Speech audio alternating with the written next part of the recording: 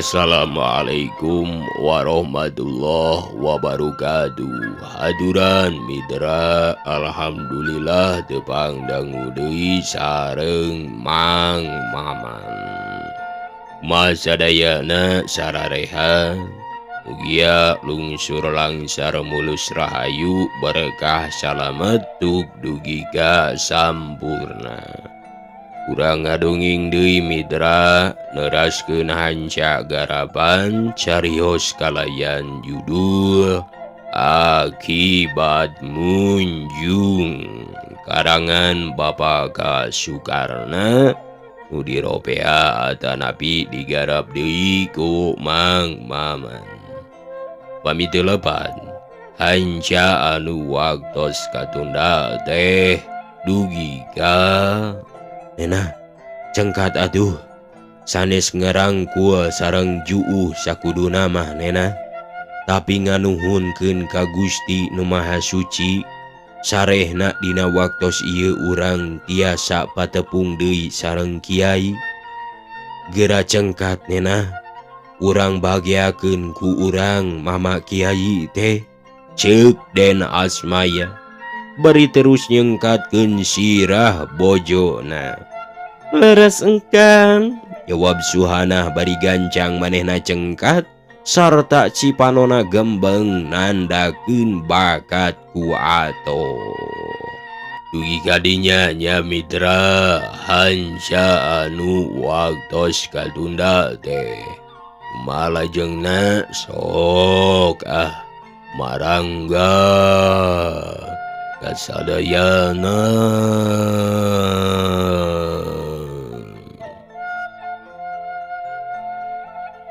Tetela henteu nyalahan beuki lila beuki deukeut anu sumbing teh Kiai. Atuh barang jol datang teh patepung sareng Asmaya nu diuk sareng Suhanah. Kiai geni ngalahir suantena goncrang pisan. Bagia Den Asmaya, Nyi Suhanah, kumaha anaking calager? Sareng tos lami ngantosan mama deh. Ceuk Kiai geni bari nyampeurkeun. Atuh jung Den Asmaya sareng Nyi Suhanah carengkat. Cong munjungan heula. Geus kitu gek dariuk deui di hareup. Parantos mama, sawang soalna kumaha mama di dieu sadikantuna ku abdi teu aya naon-naon mama. Jawab Den Asmaya saenggeus sasalaman sarta diuk deui teh. Biasa bae Den Asmaya. Da hirup urang mah beuki lila teh beuki ngolotan, beuki kurang kakuatan, nya kitu deui nafsu teh beuki ngurangan. Tapi lain nafsu hayang pasea mama mah. Eta anu ngurangan teh nafsu dahar. Beda pisan sareng mama baheula. Keur meujeuhna buta tulang buta daging. Manis susah ngadalian eta nafsu teh. Neuleuh tukang gelut, nafsu hayang bisa gelut. Nafsu hayang terus bae meunang embung eleh. Neuleuh awewe geulis, nafsu hayang miboga. Embung eleh ku batur. Neuleuh kadaharan anu rupa-rupa nafsu hayang dahar teh nu ngeunah bae. Dibelaan kumaha bae ngalakukeun jalan anu henteu dibenerkeun ku hukum-hukum nagara jeung hukum-hukum agama. Jabatan jeung henteu lakuna mah.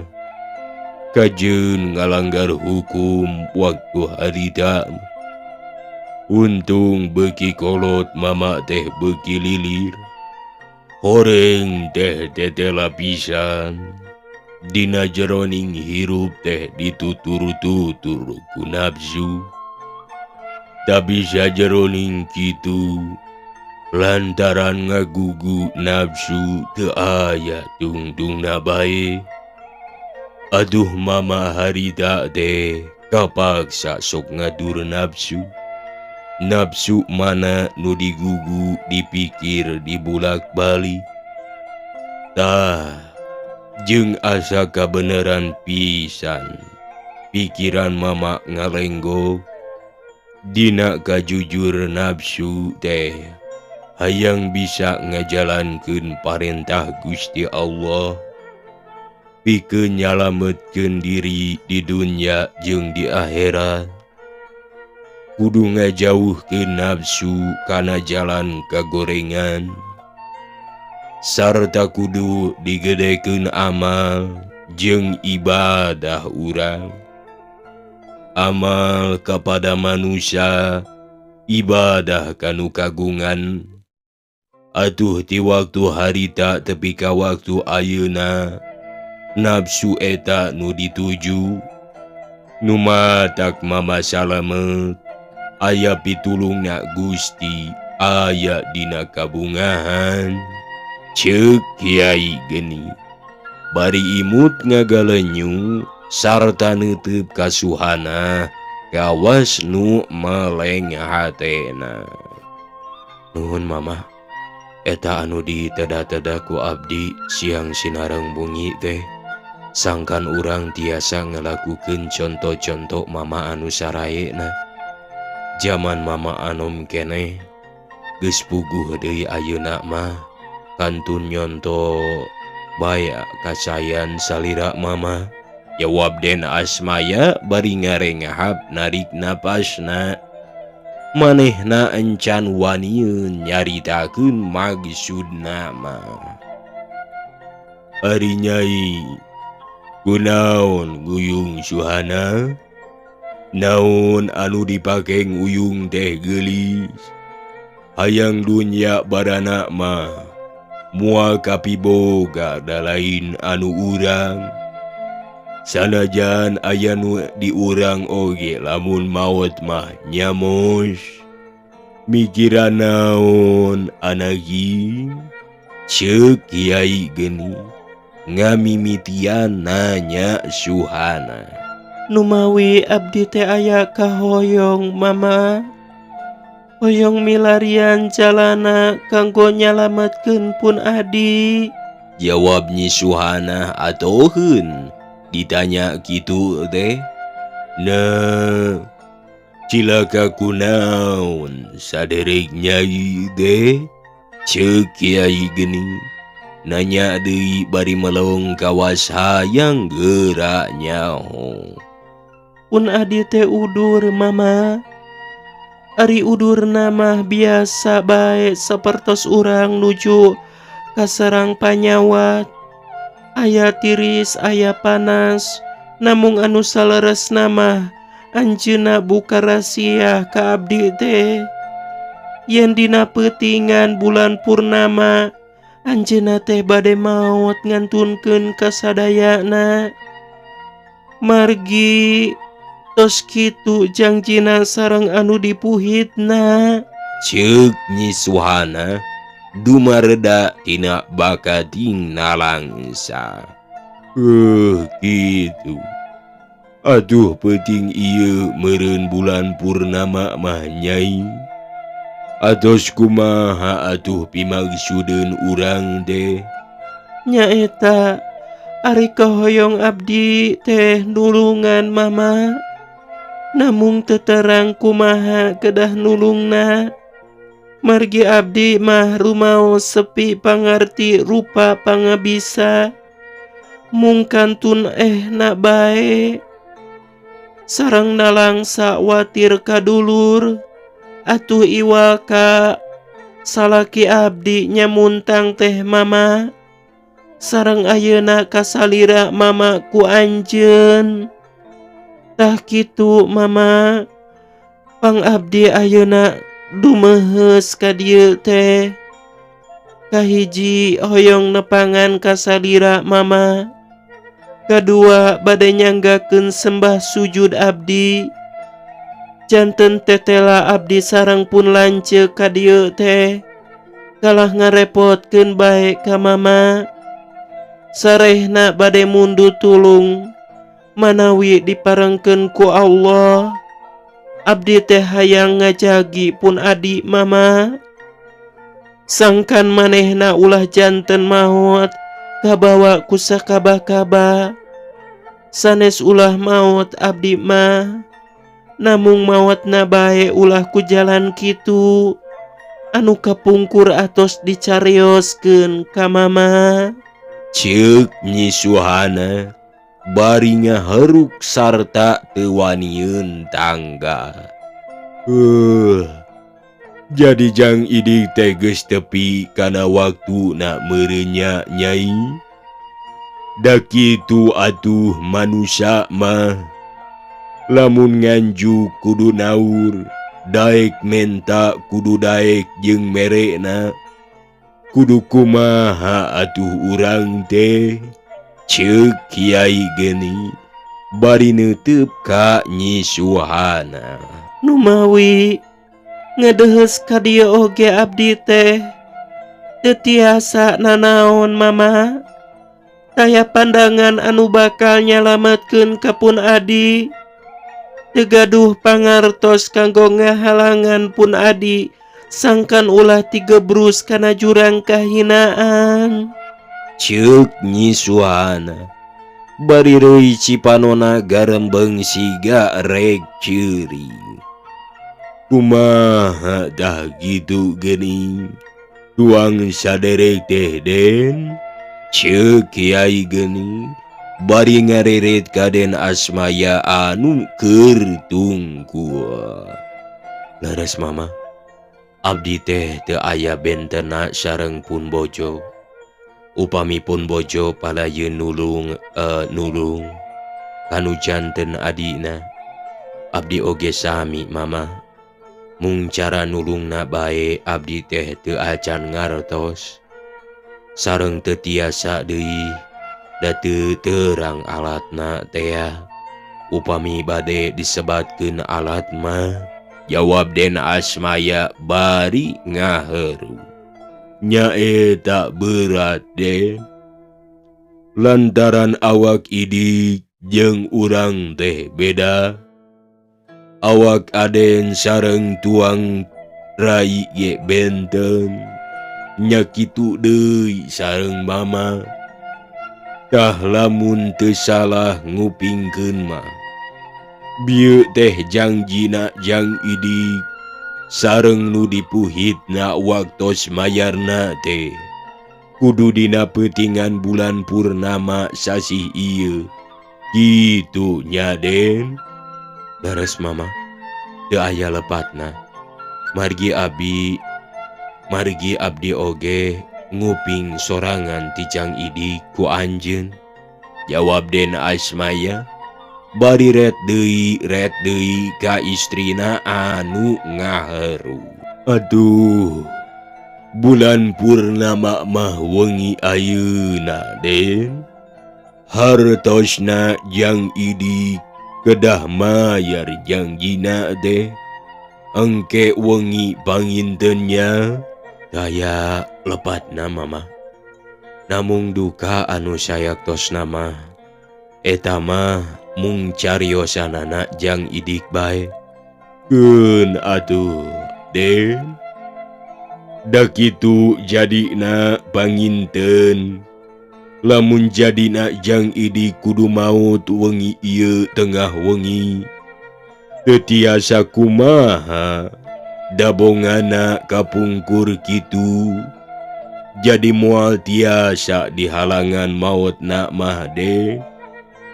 Da kahoyongna sareng jangjina, ceuk Kiai Geni bari melong ka Nyi Suhana. Mama, janten bakal maot pun adi teh. Ceuk Nyi Suhana bari tanggah neuteup ka Kiai Geni.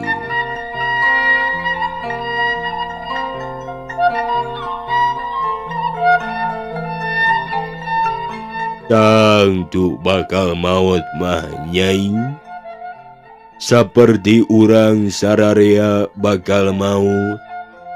Nganjang idik mah maut nak teh miheulaan.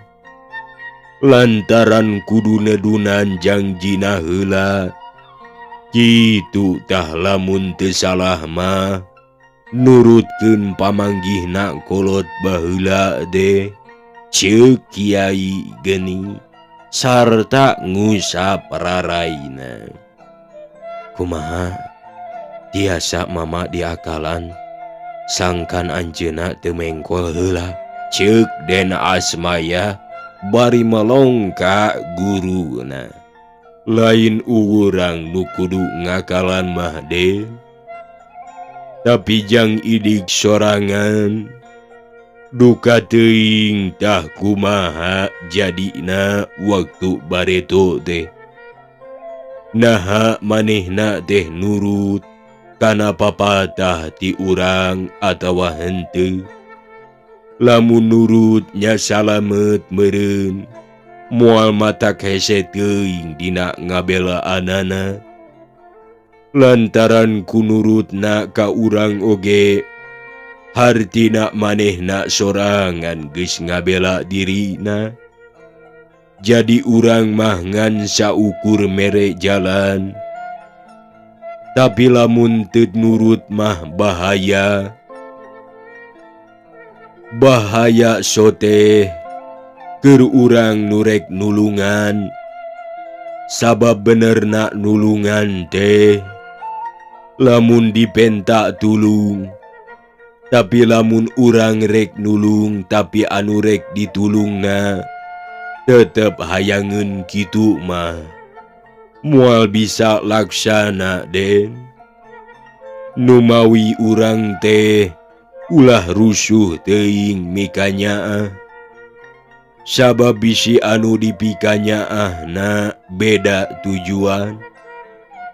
Janten kedah dibuktikeun heula ku urang. Naha manehna teh bareto nurut atawa henteu, ceuk Kiai Geni bari neuteup. Numutkeun wartos ti jang idik mah anjeunna teh nurutkeun papatah urang mama. Malah upami anu dipuhitna dongkap oge tara ditarima. Tapi hanjakalna teh anu dipuhitna kalah nyarita kieu cenah. Lantaran jang idik jadi beda tujuan. Atuh tibatan salamet mah kalah rek di gancangan satengahna. Tah wengi ieu teh meneran tengah-tengahna pisan mama. Tengah-tengahna perjanjianana jang idik. Janten upami telepat mah rezekina jang idik teh kalah lipat-lipat mama. Tapi jang idik oge teras-terasan ngajakatkeun eta kakayaanana. Dipake nulung kanu butuh, dipake nalang kanu susah. Malah di lemburna mah atos kaceluk jang idik jalmi balaba. Tah ku kituna jang idik teh atos nedunan sagala pamandangan ti urang mama. Sarata terus terang ku abdi tos katingali. Anjeunna mah kenging disebatkeun henteu gaduh naon-naon. Lantaran terus-terusan dipake amal sarta ibadah teu petot. Margi ceuk emutanana anu dipikanyaahna nyaeta pun bojo atos papanggih jeung kabagjaan. Kitu tah mama sakaterang ti abdi mah, jawab Den Asmaya bari neuteup ka Kiai Geni. Gitu. Syukur atuh hari kitu mah. Keun sugan jeung sugan Gusti Allah marengan ngalenggorkeun jang idik tina bahaya. Tapi santek pisan waktu nak teh nya Den. Lantaran sabaraha jam deui kana bijilna bulan purnama teh. Ngankeun bae ulah dipake hate, sabab numawi idik geus boga beukeul. Numawi pun adi teh tegaduheun pangarti mama, margi tebih sareng abdi. Ceuk Nyi Suhana bari curucud si Banona ngalembere, sabab manehna ingeteun kana pituahna Kiai Geni waktu bareto.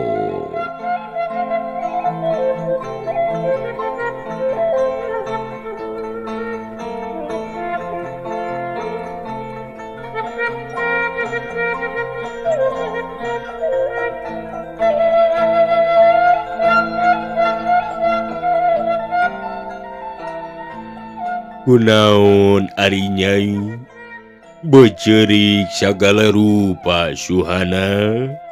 Ceuk Kiai Geni siganu heran. Abdi teh rumaos teu tiasa ngaping ngajaring kapun adi mama. Kumargi abdina aya di Jakarta, haripun adi di Bandung. Atuh sagala rupi ilmu perelmuan abdi teh henteu diajarkeun ka Jang Idik. Kumargi kabujeng pisah sareng tepang-tepang kamari ieu waktos anjeunna teu damang. Hanjaka abdi teh mama. Ceuk Nyi Suhana mani ngalimba. Lain eta anu disebat ku mama boga bekel teh Suhana. Anu disebutkeun bekel ku mama mah amal manehna. Manehna geus ngagedekeun amalna ku jalan mere maweuh ku jalan zakat fitrah. Aduh moal salah deui eta teh. Mangrupa beukeul pikeun hakikatna mah nu matak mama mah bunga sarta geus ulah diceungceurikan Nyai. Anggur doakeun ayeuna mah, ceuk Kiai Geni bari keurung. Atos kedah kumaha pilakueun abdi mama. Nah abdi tiasa nulungan ka hadi beuteung, ceuk Den Asmaya hayangeun geura nyaho bubuka anana. Tangtu bae bisa nulungan mah Den. Margi niat aden ti Bandung sumping ka dieu oge bade nulungan sanes. Ngan kumaha carana nulungan panginteun? Tah carana mah engke bae kumama rek diwartoskeun. Tapi urang peleng heula sareng urang pikiran. Kudu kumaha gerakan aden teh, sarta kudu kumawula, sarta kudu kumaha nulunganana. Keun hasil mah ulah dipikir, da Allah anu nangtukeun. Urang mah ikhtiar bae heula, sabab diraku urang ikhtiar hayang nyalametkeun, teu aya hasilna pisan. Ke antos sakedapnya Den. Ceuk Kiai Geni mari neuteun. Mangga mama, abdi ngiringan kana sagala pituah mama, jawab Den Asmaya. Bari ngareret ka boyona anu harita marah mai. Mitra kaum dangu, huleng Kiai ngahuleung, reup socana dipeuremkeun. Bari jeung nangkeup harigu ngalenggut siganu sare, duka teuing eukeur naon. Da peureumna rada lila siga anu sare pules. Atuh Den Asmaya melong nya kitu deui Suhana gawena teh ukur neuteup. ka anu keur ngalenggun. Teu lila bray Kiai teh panona ka ciri beuntak sarta terus ngusap beungeut bari neuteub ka Suhana sarta ret ninggal Asmaya ok anjeunna sasauran suantena dumareda. Den, sigana mah wengi ieu jang idik teh bakal aya nu ngabantun. Tapikeun bae da kahayang manehna kapungkur, jawab Kiai geni. Bari ret deui ngareretan ka Suhana. Mama, cing tulungan atuh mama. Abdi kalintang ngaraos hayang nulungan kapun adi. Sarta kumaha pilakuan abdi teh. Ceuk Nyi Suhana siga nu reuwas. Nyai, hayang nulungan mah ngan ulah fitnah engke nanya. Urang mah ikhtiar bae sejak nulungan jang idik. Lamun Allah teu marengkeun, ulah nyalahkeun ajaran.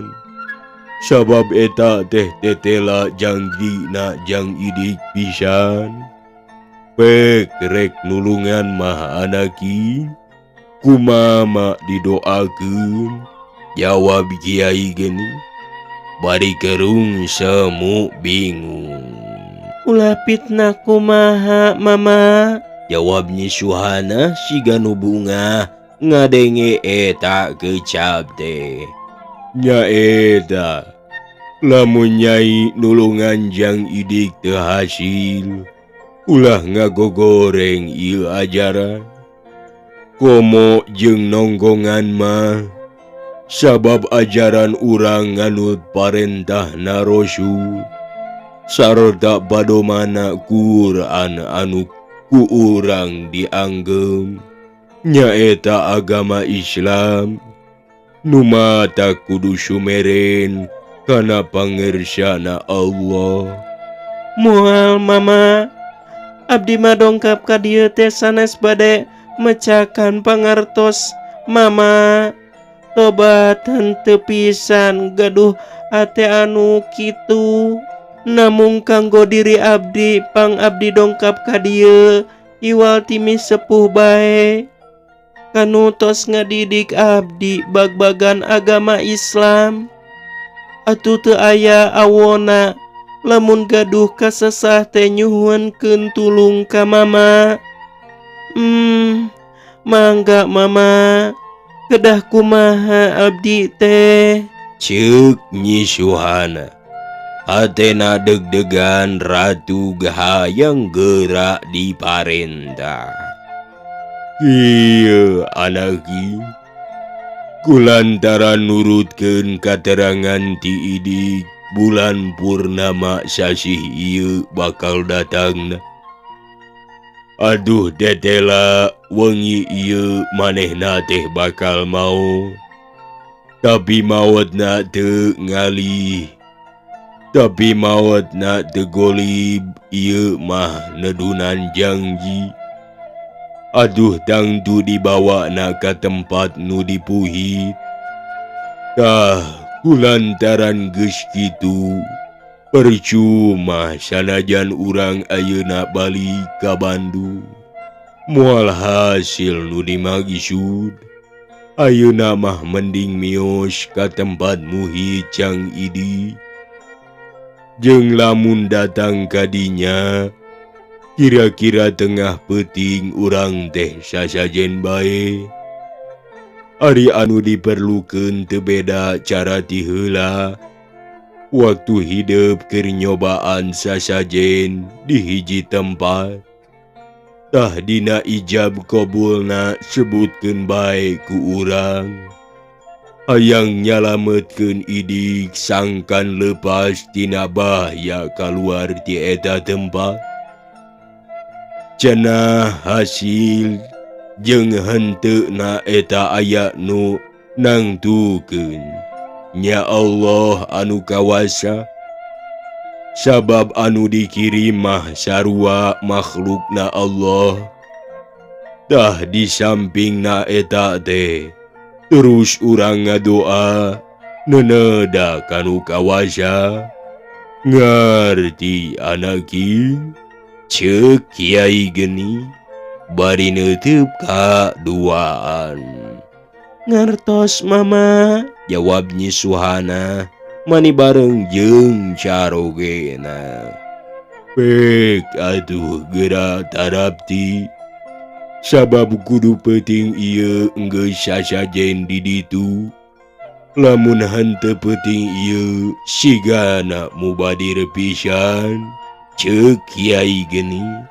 Bari terus mapatahan kudu kitu cenah. Ditetek henteu kaliwat. Saenggeus Den Asmaya ngarti nya kitu deui Suhana. Terus maranehna amit sarta terus marunjungan. Ku Kiai Diwidian harita keneh ge miyos. Mitra Den Asmaya jeung Suhana jongjon leumpang teu galider. Sarta leumpangna ngarendeng teu sirik, sirikna teu silih kaleng. Lantaran euceuk Kiai peuting engke di ditu teh teu meunang cicing ngahiji, kudu papisah pajauh. Nu matak manehna raket meungpeung encan manggih peuting leumpangna teh rerendengan. Kang, mudah-mudahan singa hasil urang tehnya. Ceuk Nyi Suhana bari ngareret ka carogena anu dijawab ku Unggul.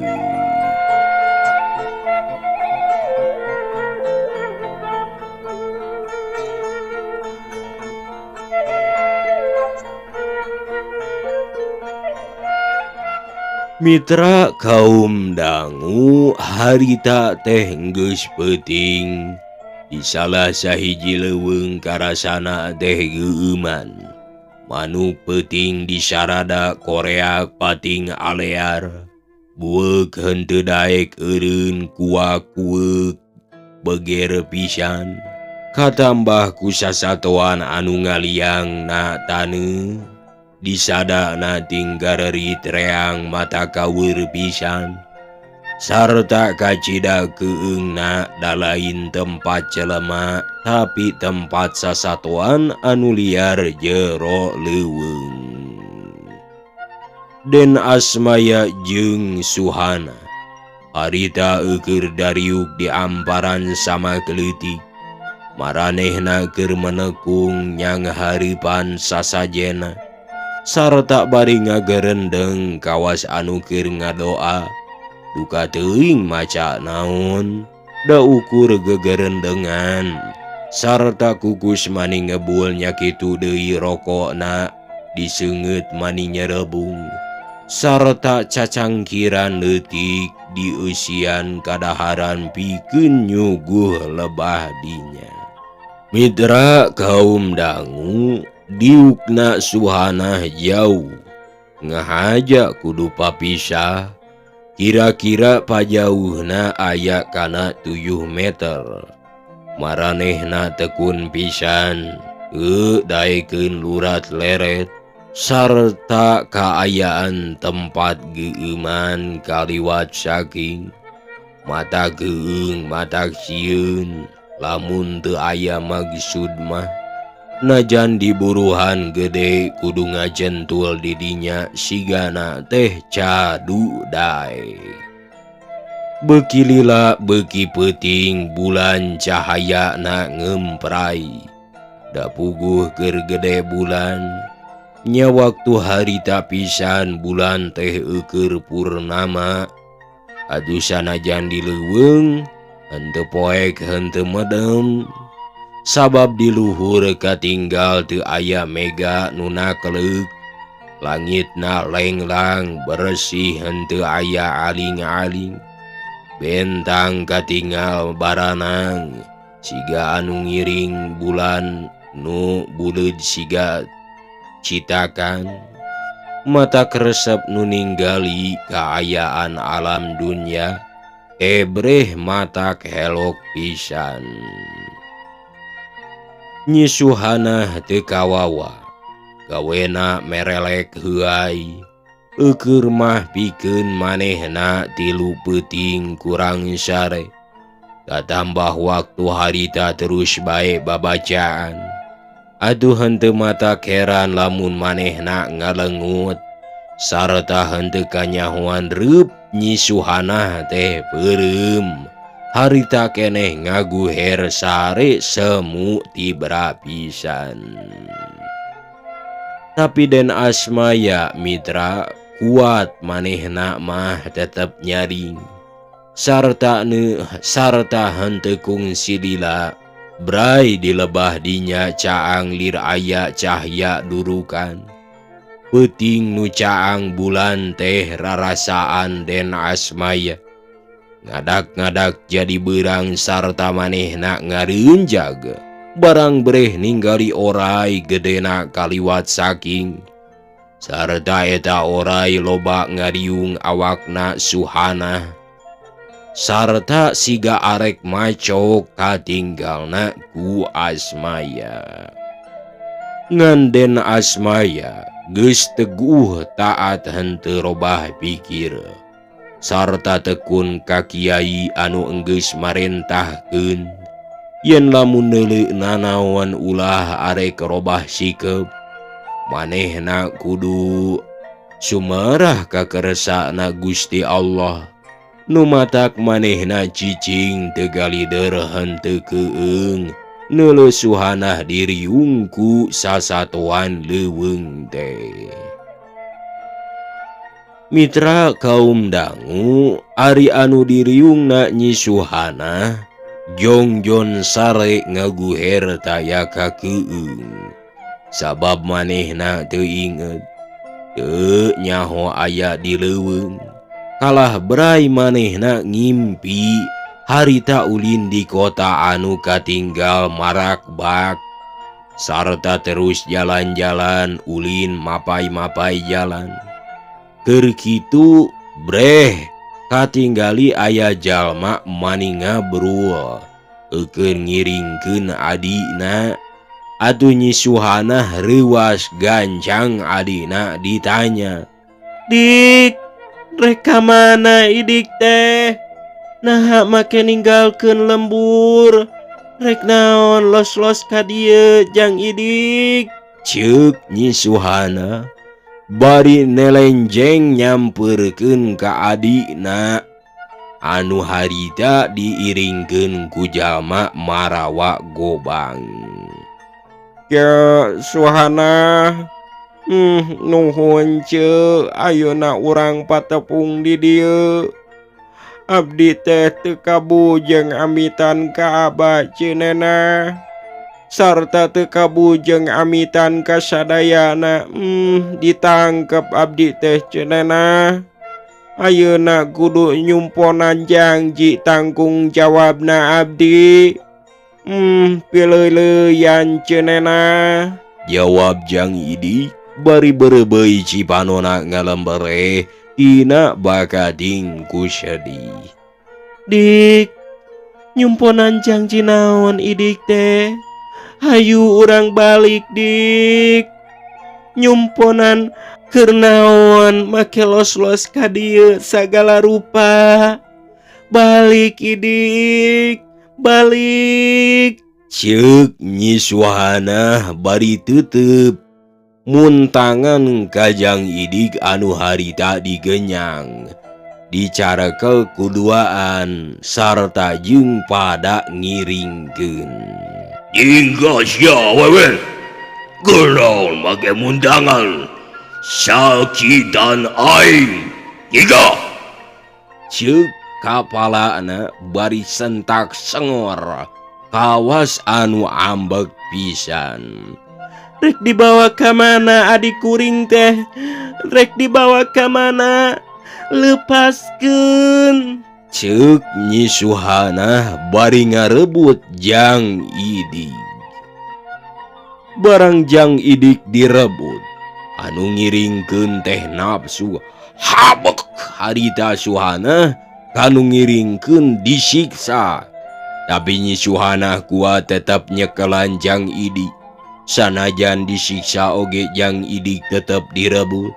Atuh anu nyekel ambek terus ngepung Nyi Suhana harita teh diraponan. Tolong. Tolong.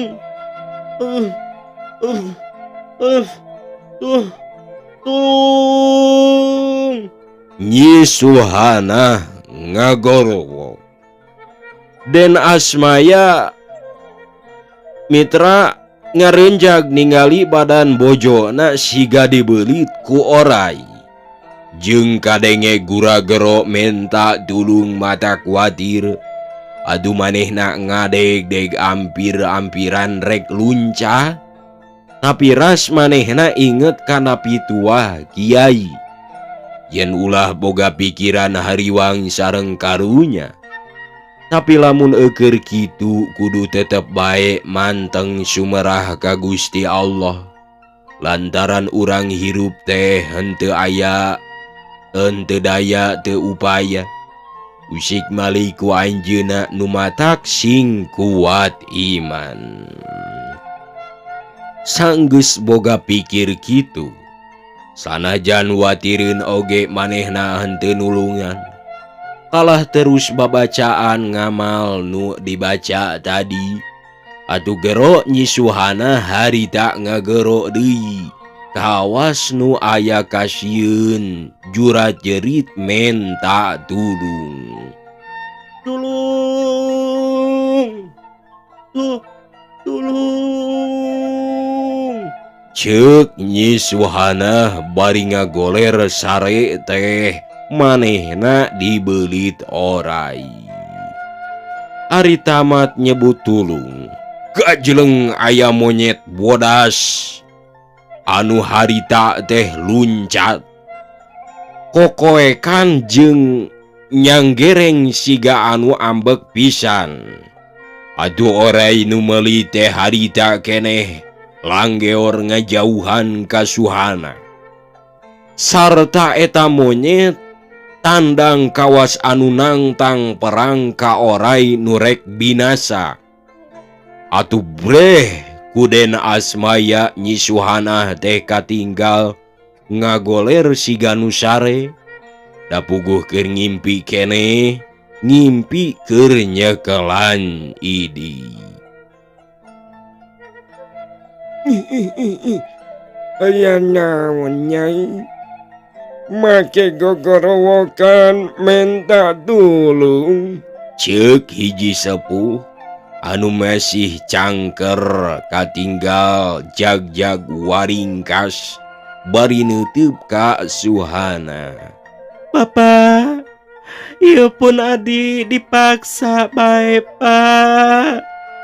Cing tulungan abdi teh Bapak. Ceuk Nyi Suhana bari nginghak ceurik sarta nyekelan ka Idik. Itu dina impian teh. Cing Nyai. Keun kumaha Bapa? Saha ieu teh? Ceuk eta sepuh bari nunjuk ka Jang Idik anu gawena muringis. Lantaran rumasa salah bareto geus boga janji nu matak manehna cicing henteu aya pisan budi. Sakitu pada ngagenyang siga nurut bae. Pun adi ieu teh Bapak. Sarta dipaksa dibarawa ka dieu ku eta jalma. Tulungan Pak. Ceuk Nyi Suhana ngaleungit. Keun kumaha Bapa Nyai? Adi hayang balik mah moal burung diantirkeun. Tuh birat gering anu marawa ka Jang Idik teh sieuneun meureun. Tapi keun ulah waka nyingkahnya. Lantaran tangtu aya pamimpinna eta teh. Aya rajana Ken urang tungguan hayang nyaho kumaha bubudena teh. Ceuk eta sepuh siga nu gagah naker henteu aya kakeueungna. Mitra kaum dangu, kakara oge cep jempe langgeor teh aya jalma anu nyampeurkeun kadinya. Teu beda lir raja bae lantaran make makuta, malah batur-baturna ge aya malah batur-baturna ge anu tadi ngarejeung teh kabeh nyembah sarta hormat. Eta jalma teh nyampeurkeun ka kolot nu tadi teh anu nulungan Suhana. Naon maneh? Mage jeung nyingrai sagala. Sieun kusaha maraneh teh? Siuk eta jalma anu dimakuta nanya ka batur-baturna. Gusti, aya itu tuh sepuh anu kawentar gagah perkasa. Sacekel-cekelna panas, ngahok-ngahaokna sada gelap. Numawi abdi teu wantun kapaksa pada nyaringkah ngantosan salina Gusti. Ceuk nu tadi ngaraponan Kajang Idik teh bari ngeluk tungkul siga nu sieun. Barang ngadenge kitu teh kuriling eta jelema mendeleng neuleuh Suhana sarta neuleuh Kajang Idik. Barang ngareret ka kolot reuy beungeutna mani geuneuk sabab asa dihalangan ku eta jalma kolot teh. Naon dasarna anjeun pipiluun kana urusan kuring? Ceuk anu make makuta ka kolot nu tadi teh. Dasarna mah naon sababna batur anjeun nyisa ka batur kuring. Tah ieu teh ku batur kuring anu heman ka kuring, anu saumurna sok ngiriman ka kuring. Tapi tara aya pamandangan ka kuring, taya aya pamenta ka kuring. Bener-bener manehna nyieun kahadeanana teh pantes disebut makhluk nu mulia. Sabab nyabager ka papadaning manusia, nyabager ka makhluk-makhluk anu sejen. Anjeun kokoakan lantaran disiksa ku batur anjeun. Ieu lawana sia lamun rek lanjang kumawani ka Nyi Suhana. Ceuk eta kolot mani nyanggereng ngomongna teh. Aing teu perlu ku Suhana teu, tapi aing perlu ku Si Idik. Sabab Si Idik geus nuturkeun dirina kana kakayaan anu ku aing geus diteduna, sarta ayeuna geus tepi kana waktuna. Nas ku sia make dihalangan. Ceuk anu make makuta malik nyorongo. Bisa sia nyarita mah kawas tukang renten bae. Siga nulung tapi mentung. Aing ngarti ceuleuh, ngarti pisan. Idik teh adina Nyi Suhana anu geus nyarita ka sia. Yen hayang peunghar ku menta bantuan ka sia. Sarta janjina rek nukeurkeun jiwana kana harta banda ti sia. Sing inget sia, idik henteu ngahakan harta banda pangirim sia. Si Idik henteu taat ka sia, ayeuna janjina jiwana geus dicabut ku sia. sarta geus tepi ka wewengkon sia. Geus samede bae. Henteu kudu jeung kudu ngalakonan gawe. Sabab upahna oge henteu dihakan. Da si idik ahli amal kabalarea. Kesifat makhluk mah manehna nya. Tak bisa. Lamun kekeh si lain pipilun kudu tarung jeung dewek. Sing saha anu kasoran kudu nyerahkeun sidik, ngerti? Ayo sia. Aing oge moal mundur dah. Ceuk eta kolot. Sarta nitah ka Suhana buru-buru balik heula. Nganterkeun adina tea sina balik ka kolotna. Atu leos nyi Suhana harita nungtun Jang Idik. Arek balik ka imahna saenggeus Suhana ngaleos babarengan jeung Jang Idik. Nu make makuta nafsu syak manehna narajang kerewek nongtak musuhna. Tapi si kolot tarap di habak harita teh nenggel. Atuh kerame galungan silih seret silih tongtak. Tatangkalan leutik rebah teu aya nu nyesa pisan. Gelutna teh rame pisan. Tetela nu kolot pedas nyekek kanu di makuta. Atuh nepikeun ka ngelel. Sarta sukuna teh motah meneranan hayang ngalipet. Tapi henteu bisa hojah sabab beheung enggeus beunang.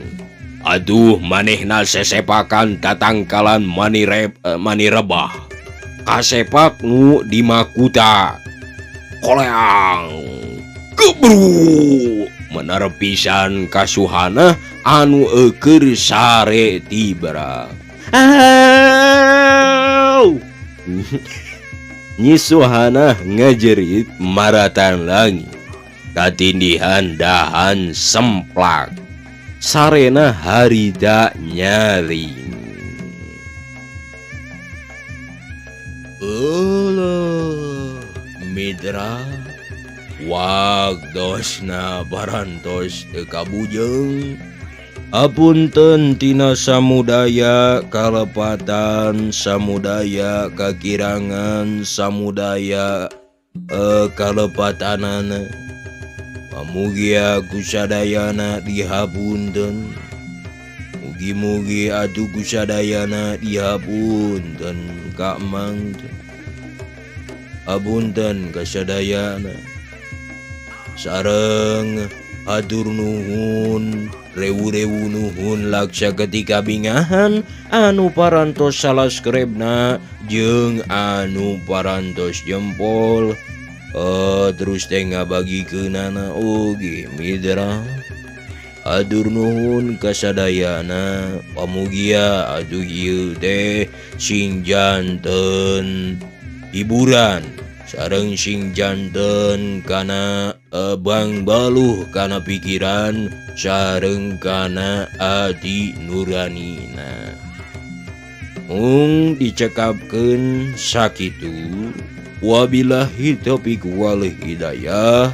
Wassalamualaikum warahmatullahi wabarakatuh.